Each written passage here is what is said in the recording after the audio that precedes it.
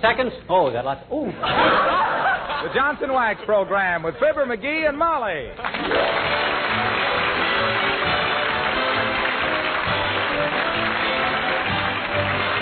The makers of Johnson's Wax for home and industry present Fibber McGee and Molly, written by Don Quinn and Phil Leslie, with music by the King's Men and Billy Mills Orchestra.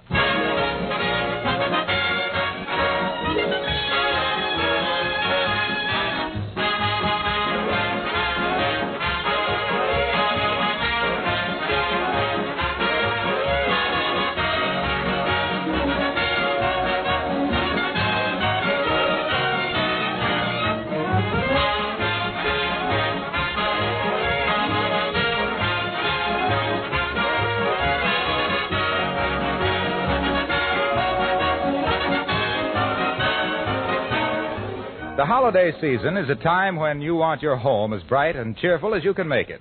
It's a time that proves, as much as any other, the value of protective wax housekeeping. If your floors, furniture, and woodwork have been waxed regularly with Johnson's Wax, then it's a very easy matter to put on the finishing touches and have that richly polished kind of home that everyone admires. There are many accessories from one end of the house to the other that you can protect and beautify with Johnson's Wax, either paste, liquid, or cream. Your windowsills, for example, picture frames, ornaments, lampshades, Venetian blinds, refrigerator. Well, many of you know the list as well as I. When you wax all these surfaces, you protect them because the wax itself takes the wear and the surface underneath is safe. When you go over your house tomorrow, try out several of these extra uses for Johnson's Wax.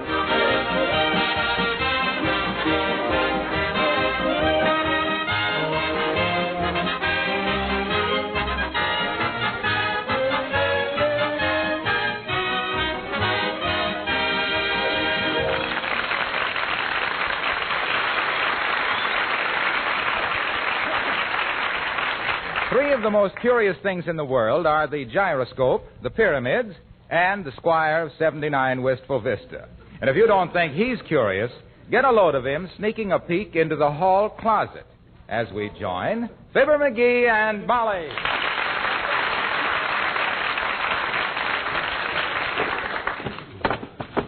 Boy, oh boy, oh boy, oh boy. Look at all these Christmas presents. From Molly to Fibber with love. To Fibber from Molly with best wishes. To the best husband a woman ever had. Wonder who that's for. I thought I was the only husband she ever... Oh, well. Uh-oh. An envelope. Do not open before Christmas. Looks like it might be a war bond. Flap isn't sealed very tight either. If somebody's thumb ever got caught in there, it'd flip open like a... Oh, my goodness, it did it. Maybe she didn't even mean to seal it. And if it ain't sealed, I suppose it's okay to read it. My dear husband, get out of this hall closet and stop snooping. I like that. To think she'd think that I'd think of stooping to snoop when she knows. McGee, where are you? Oh, caught in the act. I better put this stuff back in here fast. This must be the new belt I've been hinting about. I hope this is a fountain pen. If this isn't a sweater, McGee, where are you? What are you doing? I'm trying to get the door closed on the hall closet, Molly. It's so full of stuff, it's sprung open. Aha! I got it. That was quick thinking, McGee, old man. If she ever caught you doing that stuff...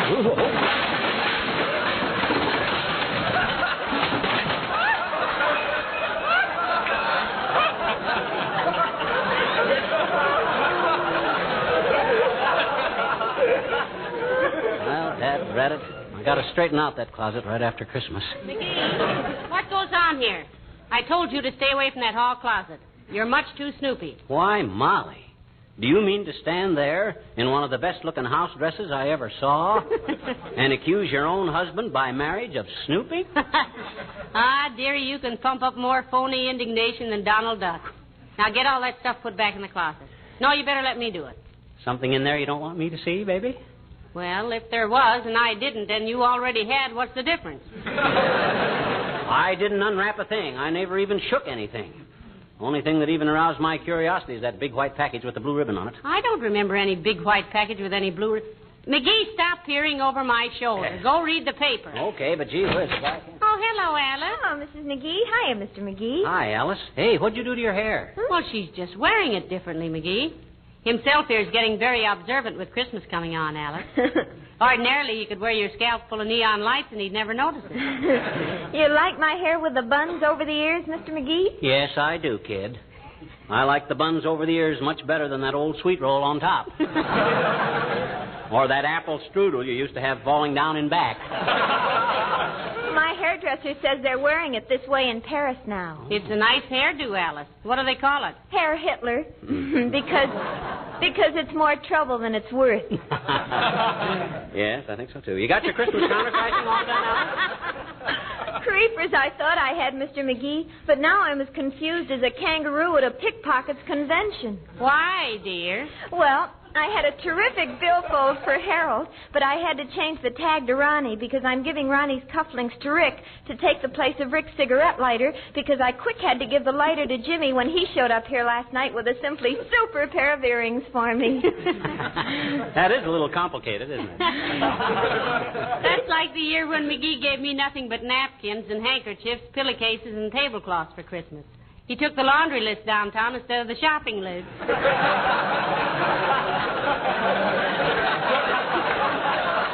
Well, gee whiz, how Alice, we're not doing very much for Christmas this year. The Treasury Department had beat Santa Claus down the chimney. Well, I told all the boys not to spend their money foolishly on things for me this year. I told them all to take whatever money they intended to spend on me and put it in war bonds. Good for you, Alice. Use the boys' dough to back up the doughboys. Certainly. Anyway, I just assume they gave me war bonds as anything else. Well, I've got to get back to the post office. Goodbye.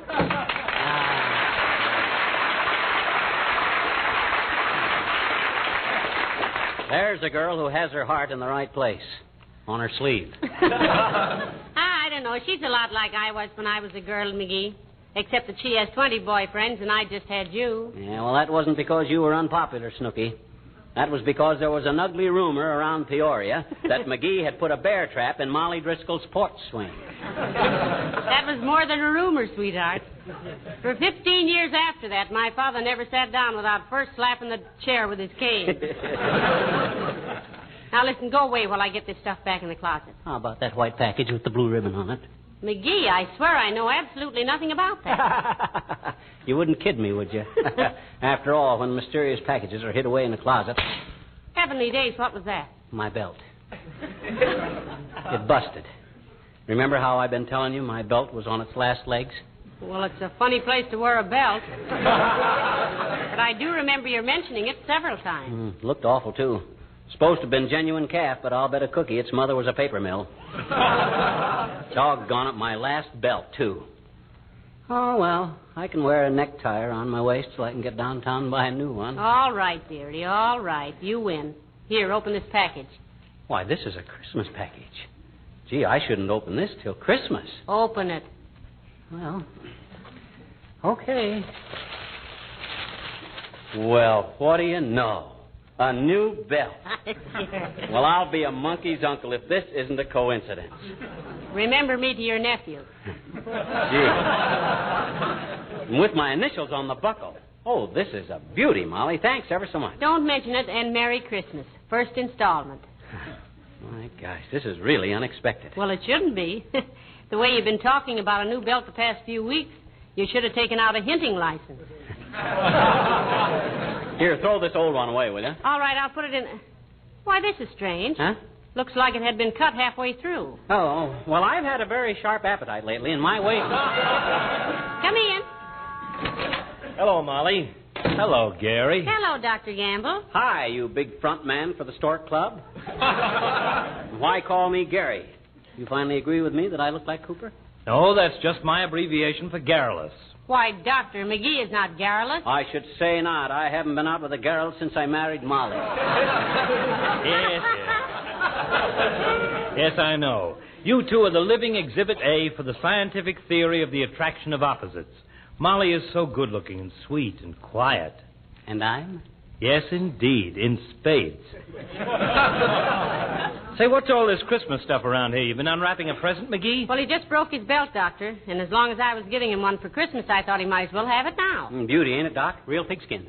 I shall not descend to any of the obvious retorts, my boy. It is a very handsome hunk of haberdashery. But aren't you a little ashamed of accepting your gifts now? According to my calendar, it's several days until Christmas. Well, I was just trying to keep up his spirits and his pants for the next week, Doctor. What do you use for a calendar, Doc? Cut a notch in a patient for each day of the week? No, I just glance in the mirror. If I seem to have aged 10 years, I know another day has crept by. You know, you ought to go away for a good long rest, Doctor. Someplace where you can't get near a telephone, like any drugstore. Don't think I wouldn't love it, my dear, but I've got to stick around for the Christmas rush. What Christmas rush? You running a black market in pink pills? No, but us Cowtown pasteurs expect certain seasonal phenomena about this time of year. Like kids swallowing Christmas tree ornaments. Selfish little animals that they are, an ornament so hard to get. And then, too, digital callosity is almost an annual epidemic. Heavenly days, what on earth is digital callosity? Calluses on the fingers, from people rubbing them over greeting cards to see if they're really engraved. Well, it's nice to have you drop in, Doctor. Particularly without McGee starting an argument with you. No, just a darn minute. Whom starts all the arguing with whom? Doc always starts them, not me. Oh, now, don't give us that, little Sir Decibel. You're as bad-tempered as a dime store jackknife, and you know it. I don't know any such a dirty thing. Just because you always start snarling at me with your big fat teeth don't mean I got a bad temper. Why, you peripatetic little biological aberration. You have the neurological reactions of a schizophrenic troglodyte. King's X. What do you mean, King's X? Doc don't play fair. I don't know what he's talking about. Well, I'll call it off till I look up some one-syllable words, McGee. Anyway, I got to get back to my office. It's probably full of expectant fathers. Expectant fathers? Yes, they expect me to tell them beforehand whether to have the nursery decorated in pink or blue. What do you tell them, Doc? I give them an evasive answer. I tell them to go fry a pig. Well, Merry Christmas, folks. Thank you, Doctor. Same to you. And a Happy New Year, Doc.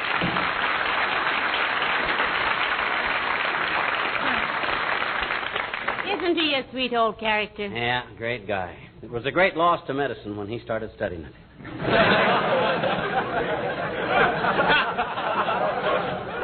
What a patient he'd have been. Say, I wonder if it was he who sent us the big white package with the blue ribbon on it. Are you kidding? You don't have to play coy with me, Tootsie. I wasn't born yesterday. Well, you might as well have been. You're so changeable. Now, if you'll, McGee, if you'll go away someplace while I straighten up this closet. I'll run over to Kramer's drugstore. I got to buy a new fountain pen. Oh, no, McGee. Don't do that. Huh? Why not? Well, I was... Well, why do you need a new fountain pen just this minute? Can't you use your old one? My old one? I only got one. Well, I meant... Well, what's the matter with it? Well, the point is pigeon-toed. Writes 2 lines instead of 1. But maybe you'll get... When I registered with it at a hotel last summer, the clerk looks at my signature and says, "You gentlemen want twin beds?" You go ahead and fix the closet, kiddo. I'll run over to Kramer's and get a Oh, fountain. dear. You win again, McGee. Here. Open this package. What do you mean? Go ahead, open it. Well, okay. Well, I'll be a new fountain pen. Gee, thanks, kid. Oh, this is wonderful. Merry Christmas. Second installment. Boy, this is a wonderful pen. Just the kind I wanted, too. And just when I needed it. Why, you could knock me over with a feather, Molly. I never dreamed you... Hey, what are you looking for? A feather.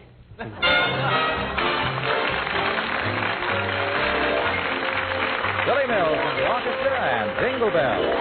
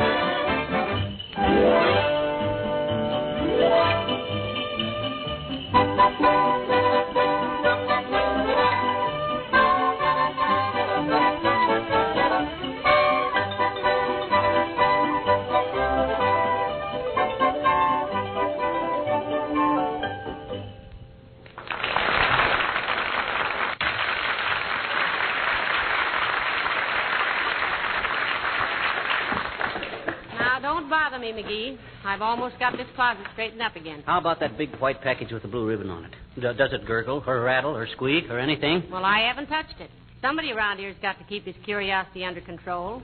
And as long as there's only two of us, it looks like I'm elected. Hey, this is a wonderful pen you gave me, Molly. You like it, dearie? It's marvelous. Only one thing wrong with it that I can see. My goodness, what's that? I just worked a crossword puzzle with it, and it don't spell very good. That isn't a pen, that's the ink.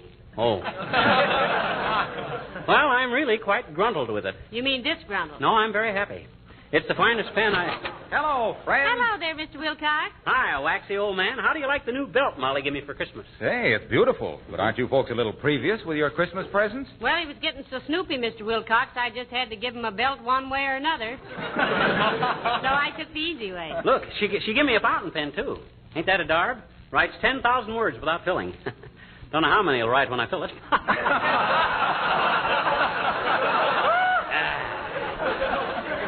Don't you get it, kids? I says it right. Ain't funny, McGee. I thought it had a kind of a funny taint.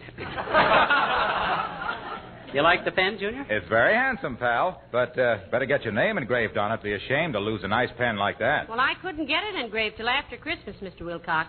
I took it to 7 different jewelers, too. Gee, did you really, Molly? Yes, and I got quite an inferiority complex. Leaning over $80,000 worth of diamond necklaces, trying to get a $3 job of engraving done. Well, gee, you should have taken it to my cousin, Big Bill Wilcox, on Oak Street, Molly. One of the finest engravers in the country. I thought all the really great engravers were working for the government, Waxy. Oh, he used to. In Washington? No, Leavenworth. That's why they call him Big Bill. He got caught making 20s out of 10s. They put him to work making little ones out of big ones for making big ones out of little ones, eh? Yeah, he's a terrific engraver, though. He's a... Well, here, wait a minute. Here, take a look at this common, ordinary little pin. Well, what about it? Well, look at the head of it. Kind of scratched up, isn't it, Junior? Ha, ha, ha. Look at it through this magnifying glass, which I just happen to have with me. Uh-oh. Well, heavenly days, isn't that marvelous? Let me look at it. Well, I'm a son of a gun. What does it say, Junior? Can't quite read it without my glasses. It says you don't have to be sharp as a pin to know that Johnson's self-polishing glow coat is the finest beautifier and protector of linoleum. Imagine writing all that on the head of a pin. Oh, there's more than that. It says if you're stuck with faded, worn linoleum, bring it back to life and beauty with Johnson's glow coat, the polish that shines as it dries. My gosh, he is quite an engraver, isn't he, Waxy? Well, you know, the funny part of it is, it only took him 20 minutes or less to do it. Oh, that's too much. Same length of time it takes for a glow coat to dry to a mirror-like finish on your linoleum. Now, wasn't that a coincidence? Amazing. Here, let me put the pin back in your lapel, Mr. Wilcox. I'm afraid it might get lost. Oh, ouch. Oh, I'm sorry. It's your story, Junior, and you got stuck with it. Well, here, let me take your fountain pen, pal. I'll have Big Bill engrave it for you. Thank you, Mr. Wilcox. Thanks, Junior. Don't mention it. I'll have it back Friday. Okay. Ah, isn't he a sweet old... Oh, no, that's Dr. Gamble. Look, Molly, no kidding. That big white package with the blue ribbon on it. Is that for me? I tell you, I don't know a thing about it, McGee. Cross your heart? Cross my heart. Well, my gosh, somebody must have... Hey, maybe Beulah put it there. Oh, Beulah. Hey, Beulah. You call me Miss McGee?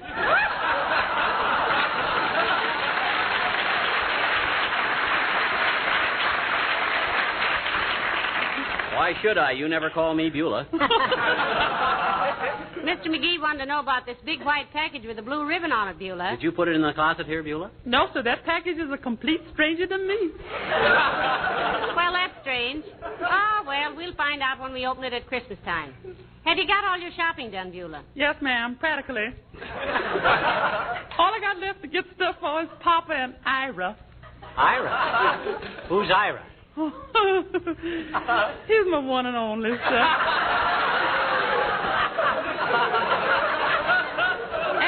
At least he's one of the few and far between. Ira, he's the FBI man. Oh, heavenly days. Federal Bureau of Investigation? No, ma'am, friendly but ignorant. What does he do, Beulah? He's the insurance man, sir. Mm-hmm. Yeah, he specializes in life insurance with double indignity. Indemnity. Yes, only he may have to give it up on account of a greeting card he got this morning. On account of a greeting card? Yes, sir. You say, from the President of the United States, greeting. What's his present status, Beulah? 5'9.5" in his socks, Sam. No. No, how's he classified now? I classify him as ready and willing, sir. So he's suffering with flat feet and astigmatism. Tism. Oh, yes, tis, ma'am. He's so short-sighted he don't know his best friend across a taffy pull. Well, they don't pull taffy in the Army anyway, Beulah. He'll be okay if he can see well enough to pull a sergeant's leg. Yes, that's what I mean.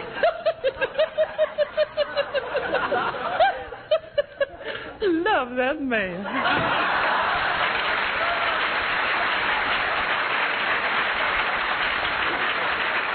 Hey, Molly. I think we ought to open up that package. I think it must have been delivered by mistake. Well, it might have been at that, McGee. There's no tag on it or anything. You think we ought to? Well, I don't know. Yes, I think we ought to. One side, baby. I'll soon solve this mystery. Well, if you really...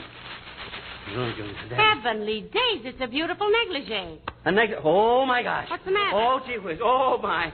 That was my present for you, baby. I bought it a month ago and forgot all about it. If I ain't the dumbest bunny now, that ever... McGee, I think it's lovely and just what I wanted. It's the most... Oh, now, Hoon. Come in. Hi, mister. We're all ready. Ready? Who's all ready for what? Kenny and Johnny and Buddy and Reddy and me. Huh? We're all ready to sing. Come on in, kids. Hello. Well, folks, 3 years ago, Ken Darby of our King's Men wrote for our Christmas show an original musical setting for the poem, "'Twas the Night Before Christmas." Everyone seemed to like it so well that we've been asked to do it every Christmas since. And we're glad to do it again tonight. Okay, Mr. McGee. Go on. Sit down now. Okay. You and Miss McGee sit in a circle. You sit at the piano, Kenny. Ready, everybody? A 1 and a 2 and a 3.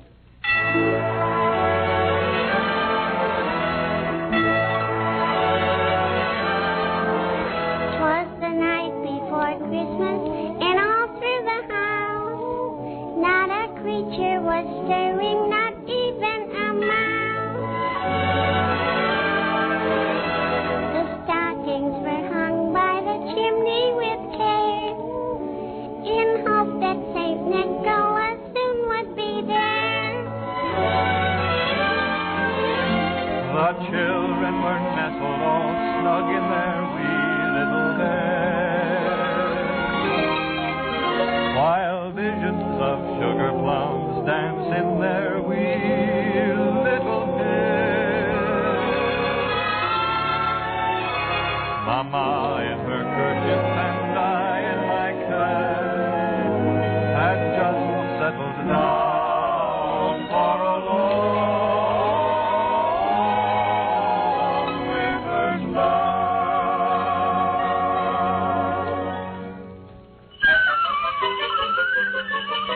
When out on the lawn there arose such a clatter, I sprang from my bed to see what was the matter. Away to the window I flew like a flash, tore open the shutters, threw open the sash. Then, what to my wondering, I should appear but a miniature sleigh and a tiny reindeer, with a little old driver so lively and quick that I knew right away that it must be St. Nick. All bundled in fur from his head to his foot, old Santa was covered with ashes and soot. I drew in my head and was turning around when down the chimney he came with a bound.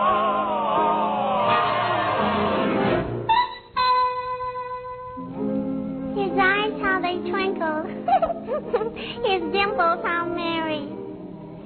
His cheeks were like roses. His nose like a cherry. His dull little mouth was drawn up like a bow. The beard on his chin was as white as the snow. The stump of a little old pipe he held tight in his teeth, and the smoke went around and around and around his head like a wreath. He was chubby and plump, a right jolly old elf. Then I laughed and I laughed and I laughed when I saw him in spite of myself.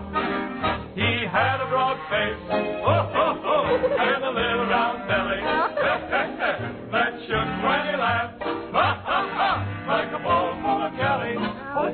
He gave me a wink of his eyes and a twist of his head, a chuckle and a smile I knew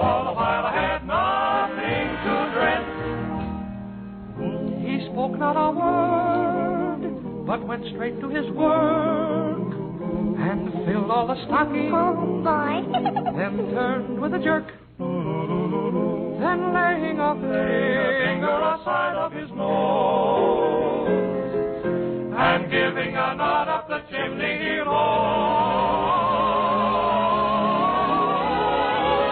He sprang to his sleigh, to his team, gave a whistle, and away they all flew like the down of a thistle. But I heard him exclaim, and he cried,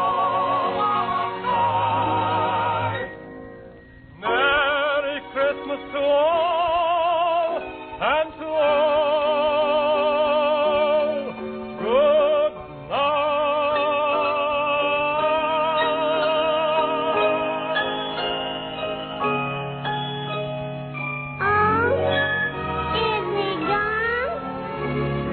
night after Christmas and all through the house.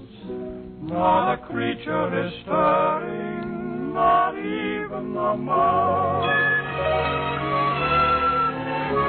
The presents are scattered and broken, I fear, and St. Nicholas won't come again for a year.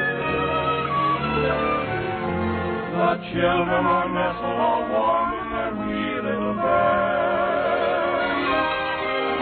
while memories of sugar plums dance in their wee little heads. Mama in her kerchief and I in my cap are settled at last for a long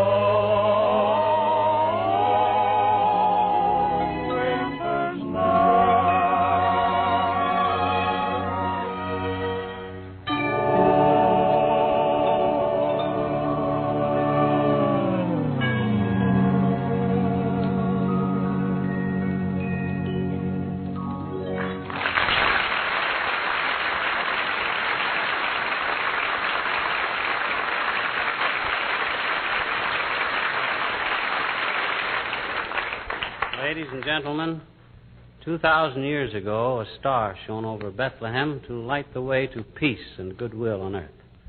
Tonight, that star is reflected in the windows of millions of your homes. So our Christmas wish to all of you is that the men and women who have gone out to fulfill the promise of that symbol may soon return. Mission accomplished. Good night. Good night, all.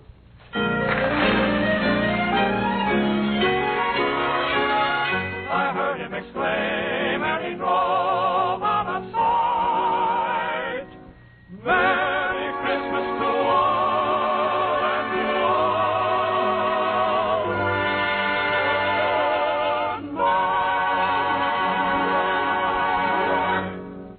all. This is the National Broadcasting Company.